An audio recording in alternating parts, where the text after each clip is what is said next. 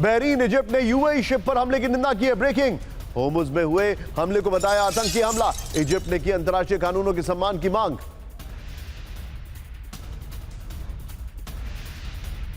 अब आइए जरा सीधे फ्लोर पर आइए और पहले वाली ब्रेकिंग लीजिए। सिन्हा सर के पास चलेंगे। सिन्हा सर, होर्मुज तो पूरी तरीके से इनके कंट्रोल में, क्या आप मानते हैं ये बात? मैं तो ये मानता हूं कि उनके कंट्रोल में है, क्योंकि सारे लोगों सब चीज़ ट्राई कर लिया अमेरिका ने, मगर उसको खोल नहीं पाए।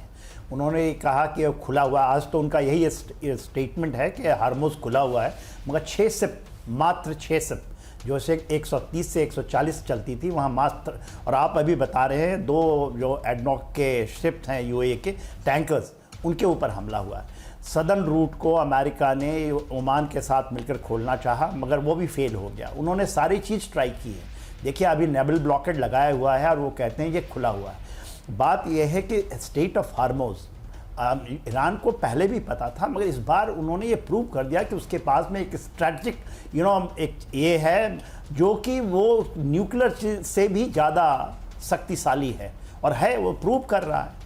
तो आज के दिन में ये जितना भी बना लें, जब भी आप कहें मक्का डिफेंस एग्रीमेंट, अभी हमारे को पैनलिस्ट कह रहे थे कि शायद वो ले लेगा और सभी चले जाएंगे, ये चीज़ें इतनी आसान नहीं है जिस तरह से चीज़ें लोग कहते हैं कि ये कल आप एक सिस्टम लेके आए कि डिफेंस एग्रीमेंट कर लिया और आप सब चीज़ संभाल लेंगे।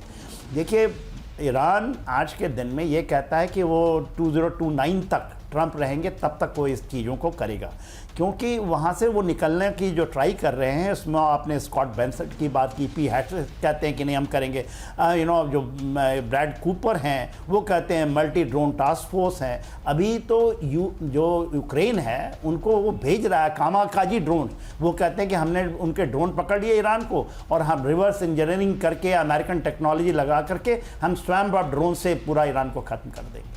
तो देखिए इतनी आसान तो है नहीं। ईरान अपनी चीज़ों को जो भी उनके पास में है, चाहे वो मिसाइल है, चाहे ड्रोन है, चाहे ज्योग्राफी है।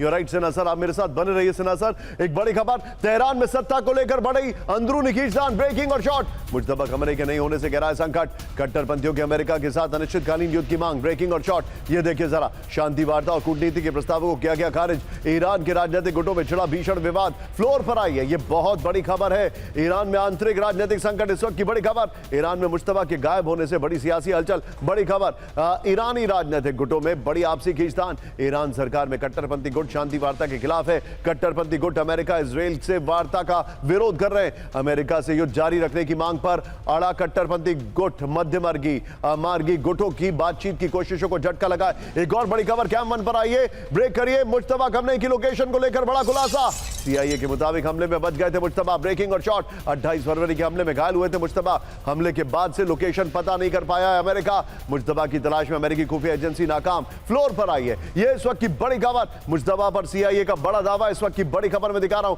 28 फरवरी के हमले में खमनेई के साथ मौजूद थे मुज्तबा। ये देखिए, अमेरिकी हमले में खमनेई मारे गए लेकिन मुज्तबा बच गए। अमेरिकी खुफिया के एजेंसी के मुताबिक मुज्तबा हमले में जख्मी हुए हैं। हमले के बाद मुज्तबा की सार्वजनिक मौजूदगी नहीं दिखी है। अमेरिकी अधिकारियों को मुज्तबा की लोकेशन का पता नहीं है। मुज्तबा पर सीआईए और इजरायली खुफिया एजेंसियों की नजर है।